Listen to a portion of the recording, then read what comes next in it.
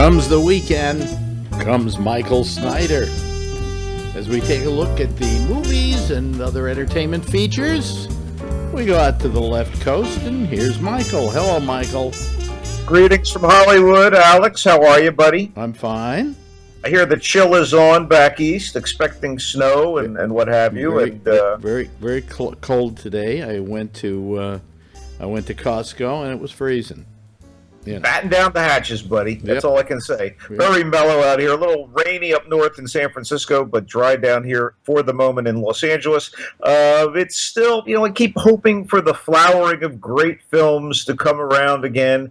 And still, it's just Oscar bait in the theaters for the past few weeks. And every new movie makes me shrug, with only a handful of exceptions. Shall we get to it? Absolutely. The Fifth Wave is yet another YA novel turned weak-ass feature looking for a crowd or a cult.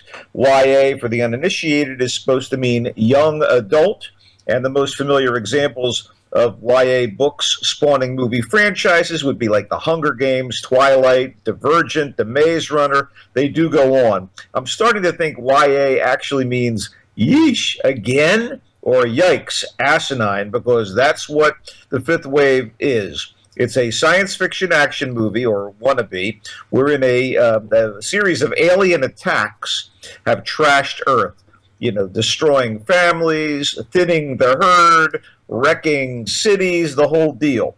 So Chloe Grace Moretz, the ass-kicking kid vigilante hit girl from Kick-Ass, the vampire girl from Let Me In, and the telekinetic girl from the Carrie remake, is a high school girl, and she's trying to save herself and her younger brother from the next assault, which is the fifth wave of alien attacks, ostensibly. There's a dystopian fate for the world. There are groups of kids shooting at one another to kill. There's a weird love triangle for our heroine. Untrustworthy or ineffectual adults. In short, bits and pieces from most of these other YA properties. Even with the usually compelling Liev Schreiber in this film and Moretz, who I always like, this is pretty much a total waste. The Fifth Wave, wave bye-bye to that one. Okay, Ip Man 3 is the third in the series of supposedly biographical movies about Master Ip. Ip Man, who's also known as Yip Man, was a Chinese martial artist and a master teacher of Wing Chun, not to be confused with Wang Chung, the new wave band, the hit song, and the unspecified action discussed in the hit song. Wing Chun is the same martial arts technique that the great Bruce Lee used, and it's largely considered to be the most effective of the martial arts and kung fu styles. So anyway, Ip was a native of mainland China, but he moved to Hong Kong, where he lived and taught for most of his life. He died in 1972, but there have been these biographical movies starting in 2008. They're supposedly based on his life. These things kind of are dramatized, and there's tons of martial arts fighting and kung fu. And all three films star Donnie Yen, who is maybe king of kung fu these days. And by the third film, Ip and his lovely wife and precious son are comfortably based in Hong Kong.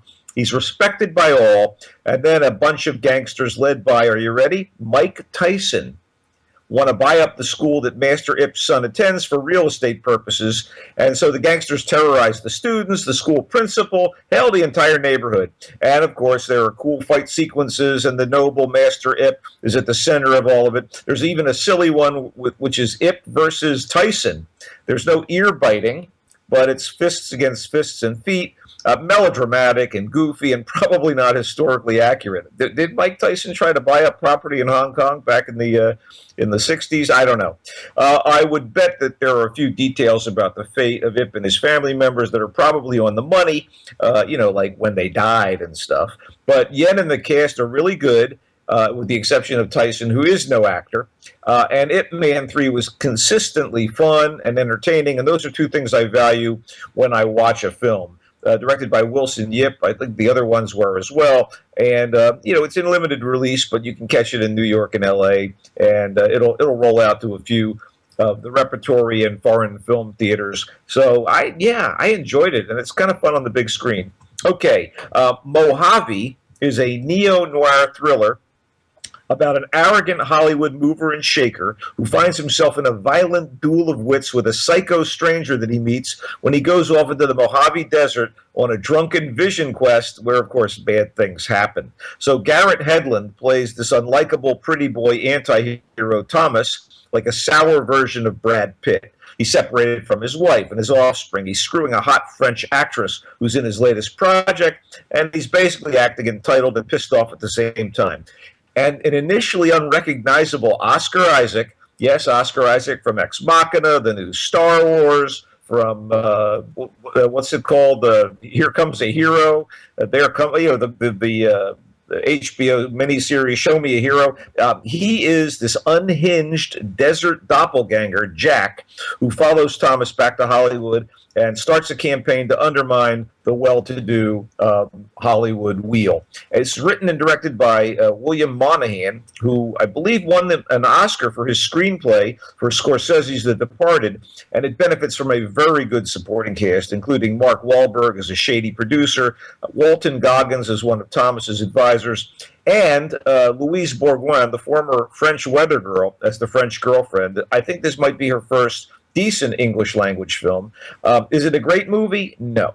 Did I think it was a good thriller? Yes, albeit a little self-indulgent. It looks good. The actors are fun to watch. Oscar Isaac is over the top, but fantastic in this. And I think it's worth seeing, if only for Isaac's performance, which is a hoot and genuinely scary. Monster Hunt is the biggest box office success in the history of China. And it's basically a family film about humans being at war with monsters, and then some kind of little creature, the last of the monster kings, is born, and there's an attempt on the part of this child to be the kind of, I guess it's kind of a Christ-like thing. He's going to bring humans and monsters together, and it's a mix of live action and animation, and there's a lot of martial arts fights and a kind of stupid comedy, and I guess it's a crowd pleaser if you're Chinese. I don't know that it's going to make the cut here, but it's certainly lush looking, and the animation is great, and it's visually stunning, and it has its moments, but it kind of gets a little convoluted and confusing, and I don't know necessarily that Americans are going to get it or dig it. There are like massive plot holes, and things don't make sense a lot of the time, but it's nuts and kind of fun. And, again, fun is an important thing, but I feel like if they're going for an American family audience, they're going to have a bit of a struggle. Monster Hunt is, there's a dubbed version using English language speaking actors. I didn't see that. I saw the Chinese language version with subtitles because, baby, I'm a purist. But anyway, for me, it was worth catching, but I don't know that it's not going to break box office records in America. Let's just say that. I think that's kind of the focus films for the week. Have you seen anything lately that you've liked? Well, I mean, I've been catching up with some of the nominees for the SAG Awards, and I watched Carol, which I think it's an excellent picture. Rooney Mara is probably the real standout in the picture. Yeah, I mean, it's amazing how much they've made her look like Audrey Hepburn circa Roman Holiday. Yes, absolutely. I mentioned that to girlfriend. I said, gee, she's looking like Audrey Hepburn. The young and gaming-like Audrey Hepburn. Yeah. She is wonderful in it. Obviously, Cate Blanchett doesn't give bad performances, and the art direction is sumptuous. It really looks beautiful, nicely done. It's not a great film, but it was an engrossing enough film that I stuck with it. It didn't. Yeah, I stuck with it and I enjoyed it, but it hasn't really stuck with me, other than the images of the two actresses in my mind. I thought it was a solid film, but I don't know that it deserves a lot of the awards buzz for Best Picture and stuff like that. Yeah, exactly. I do want to mention, in case you're wondering, Dirty Grandpa, which, that line in Jerry Maguire, you had me at hello. Well, they had me at goodbye here with Dirty Grandpa. The title alone put me off. Robert De Niro is apparently a foul-mouthed former Army general and sex-mad lunatic. And Zac Efron, who has yet to impress me in a feature film, plays his grandson, who's about to get married, and they go off on some kind of trip to Daytona Beach. Right. Yeah, they didn't show it to us. Boy, that does not bode well. Nor do the trailers look pretty horrifyingly bad, and they didn't show us The Boy, which is another sort of horror film type movie, which stars Lauren Cohen, Maggie from The Walking Dead, as a young American who takes a job as a nanny in a remote English village, but the family's 8-year-old she discovers is actually a life-size doll. That can't be good, nor can the film in all probability, because they didn't show us The Boy. So, get your hackles, put your radar, this is pretty bad, turned on for Dirty Grandpa and The Boy. So far as television is concerned, the new Zach, how do you pronounce his name? Zach Galifianakis. Zach Galifianakis show is terrific. I thought it was inspired. He's apparently, he plays a guy who wants to be kind of a high-end European-style clown who is kicked out of clown college and winds up working at a rodeo. Yeah, as a rodeo clown back in the wilds of Central California. Wow! And it's produced by Louis C.K. and it's really I found that I got some good laughs out of it. I mean, what's the title of this thing again? It's Basket. Basket. That's actually his last name, right? Yeah, it's actually his last name in the show. Also, loved Legends of Tomorrow. Legends of Tomorrow is the latest of the DC television shows on the CW and I guess also CBS with Supergirl, based on DC Comics superheroes. They already test ran a lot of these characters on The Flash and Arrow, and they team up to fight the immortal villain Vandal Savage. And what's good about the show, when you have a guy like Victor Garber playing one half of the twin nuclear furnace Firestorm, you've got a fine actor. When you have Arthur Darvill, who has starred on Broadway and Once and been a mainstay of Doctor Who as Rip Hunter Time Master, you've got another solid guy in there. And I got a kick out of this thing as well. Isn't he kind of playing Doctor Who? I mean, isn't this a Doctor Who, a Time Master instead of a Time Lord? Well, the thing is, Rip Hunter Time Master is a DC character from the late 50s and early 60s who preceded the creation of the Doctor and Doctor Who. So it's just one of those weird things that stumbled back on itself. And to get a guy who was a companion to the time-traveling Doctor on BBC's Doctor Who as Rip Hunter is sort of hedging your bets. Of all the people on the show, I was a little bit disappointed in him. I felt he was a little bit flat. Well, give him time. Yeah, I'll give it time. But, I mean, I thought the show was just spectacularly good. Yeah, you got Hawkman and Hawkgirl. You got Brandon Routh, formerly a Superman in the movies, playing Ray Palmer, the shrinking and growing Atom.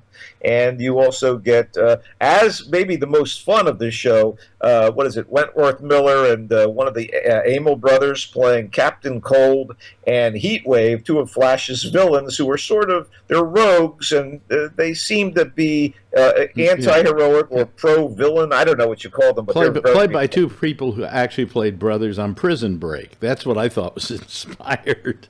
And Katie Lotz from Arrow, formerly the Black Canary, back from the dead via the Lazarus Pit. It's the White Canary. Yeah, it's a very good show. I was entertained. I like those shows pretty much, I guess we're going to see how. For me, I'm watching The Expanse play out. It's getting better and better with every episode, but you have to spend time with it. And the sci-fi show that is actually kind of countered most of the cheesy, cheap sci-fi channel. Well, I'll have to go back and watch it. The first episode didn't grab me.